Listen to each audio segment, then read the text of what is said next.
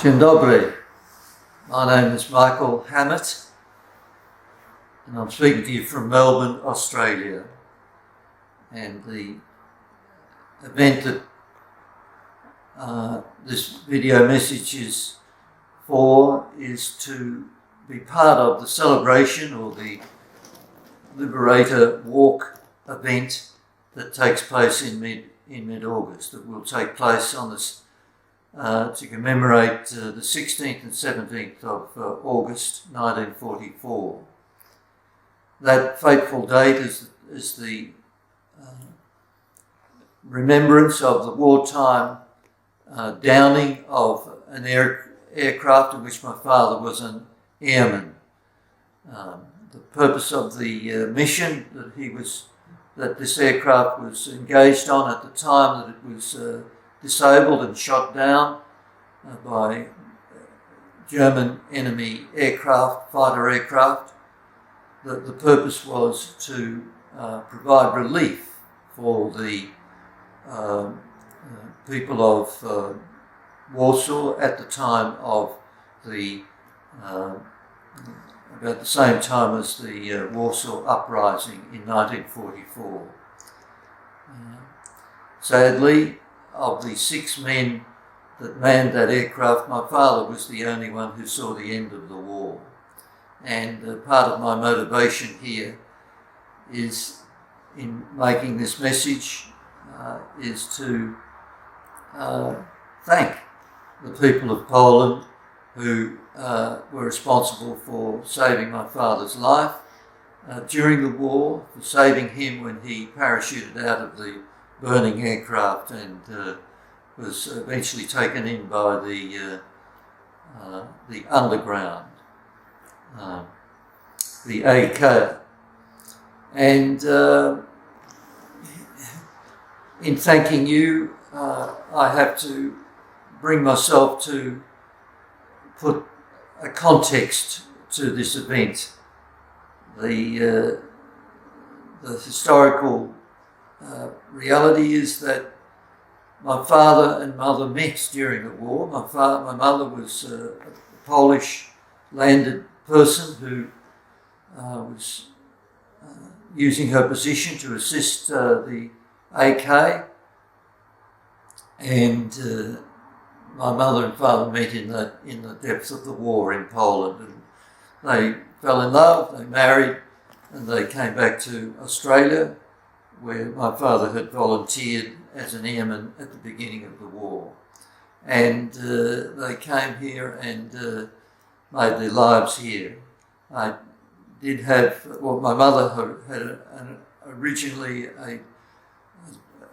married a Polish landed person who, a Wielewieski, who unfortunately was killed at the beginning of the war, at the onset of the war, and subsequently, after many years through till 1944, my mother carried on the estate in the face of German occupation and used, as I said, her position to assist the underground, and as all Polish people did, passively and actively resisted the German occupation during that wartime.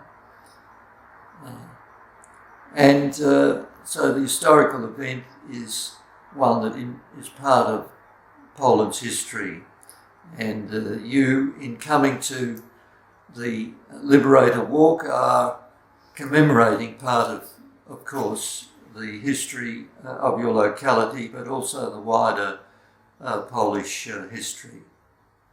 And I believe that's a very wonderful thing, and I would like to thank you for the efforts you make to remember my father's aircraft and also to participate in this historical remembrance from the point of view of Poland's wartime history. My purpose in speaking to you is to encourage remembrance of the war in a healthy way, in a good way, because, of course, the more we remember the past, especially important historical events, the more we are able to learn from them. And very sadly, in today's world, in the middle of the 21st century, it's not impossible that the world may well again experience in the foreseeable years and decade or so into the future, may well experience other military upheavals on a worldwide scale. So it's also important for these reasons to remember what has happened. I would like, if possible, 1 year to come and visit you in Poland on this historic occasion. So you could say that the video message I'm giving you is a bit of a start towards that possibility. Let's hope that that could happen. For the moment, of course, it's not possible to come to Poland because of the health issue, the international pandemic, restrictions on travel and leaving Australia and entering Europe and so on. So I do salute you for your remembrance of this event. This event occurred 76 years ago when the aircraft came down in Stowarzyszenie in suburban Krakow, and I understand that parts of the aircraft scattered when it hit the ground, and that these locations of the aircraft crash are remembered on your Liberator Walk. Above all, in commemorating this event, I would like to express my gratitude to the Polish people for my father's survival during the war. He expressed his appreciation and admiration for the fighting spirit of the Poles by joining them in resistance work, in resistance fighting behind enemy lines during his time in Poland before the war actually ended. As we know, that end of the war gave rise to the occupation of the Soviet Union, and that occupation started with the Soviet army sweeping through that area in about January 1945. So I was born myself and my twin brother Peter were born in Mildura, a regional part of Victoria, which is a very, very big country, in November 1946. And sadly, I no longer have my brother with me. He departed this life with heart problems. He died in 2008, a little over 10 years ago. So I'm the son of the only person who survived the end of the war out of this crash. Two other airmen managed to bail out of the disabled aircraft. My father did leave some writing, some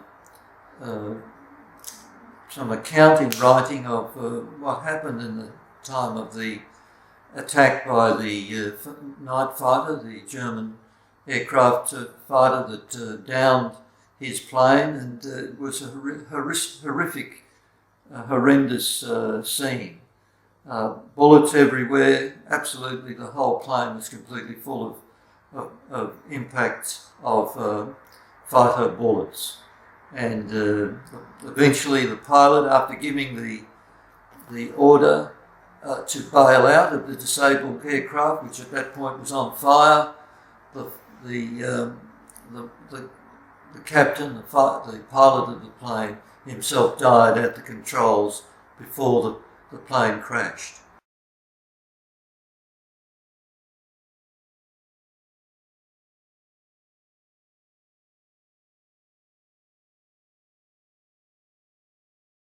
I would like to add to my message to you something of my thoughts, my appreciation of the great John Paul II, a son of Poland, but particularly a son of Krakow, who undertook his studies in occupied Krakow.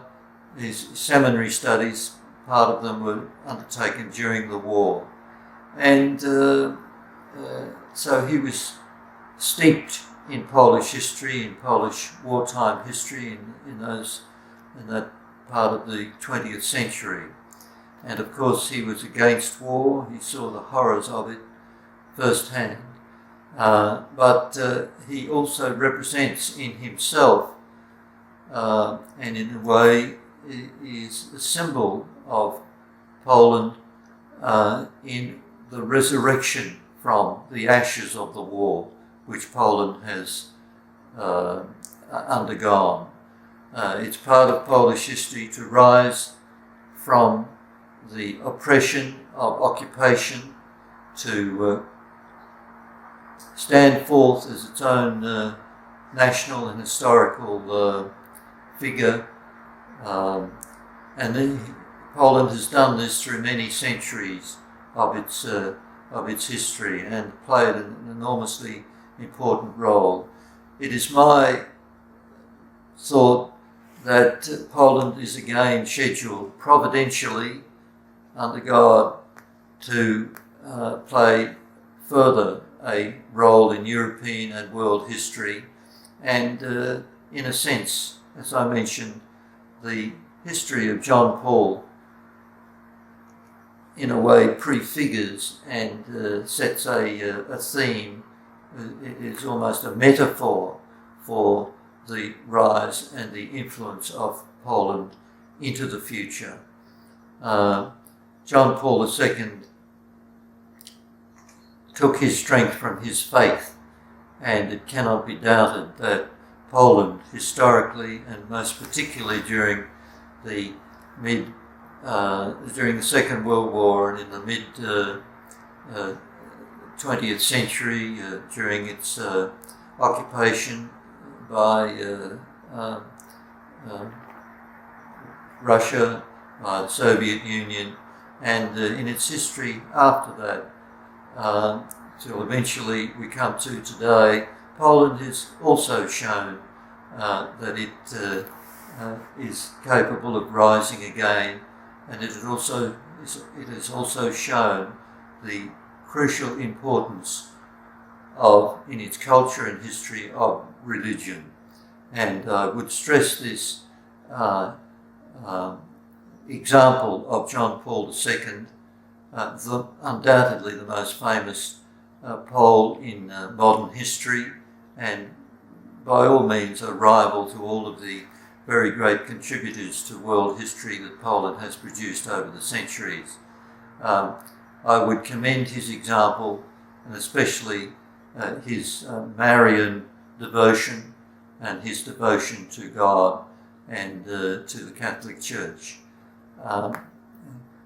Poland is a wonderful nation that has been through the cross of Calvary in its history through the 20th century, and it is scheduled for an ongoing historical resurrection, which we see and glimpse at the moment, but which is awaiting it in the years, the decades, even the centuries ahead. My love and regards to you all from Australia, from the military servicemen and women of Australia, insofar as I can offer this, their appreciation to you, and also from my own personal self and my own family and my small historical family's part in these great events of the war and Poland's history. God bless you all. My great love to you, and thank you from Australia.